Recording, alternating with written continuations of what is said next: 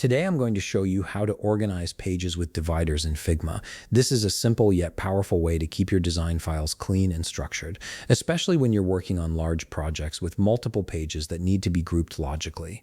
First, open your Figma application and then open the file or project where you want to organize your pages with dividers. Once you're in your workspace, you'll be ready to start creating a well-organized page structure that makes navigation much easier. Now take a look at the left side of your screen. You'll see a section labeled Pages. This is where all your project pages are listed. Next to the Pages label, you'll notice a small plus icon. Click on this icon to add a new page to your project. After clicking, Figma will prompt you to input a name for this new page. Go ahead and type in whatever name makes sense for the content you'll be placing there. Next, click the plus icon again to add another new page. This is where the magic happens. Instead of giving it a regular name, type in 3 dashes like this, dash, dash, dash.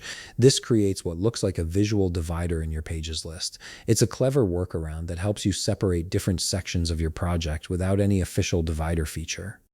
Now you have your first divider in place. You can click and drag this divider page between your other pages to organize them into groups.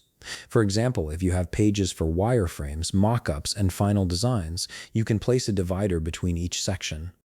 This makes it instantly clear which pages belong to which part of your workflow. Continue adding more pages and giving them meaningful names based on your project needs. Whenever you want to create a new section or group, simply add another page and name it with 3 dashes to create another divider.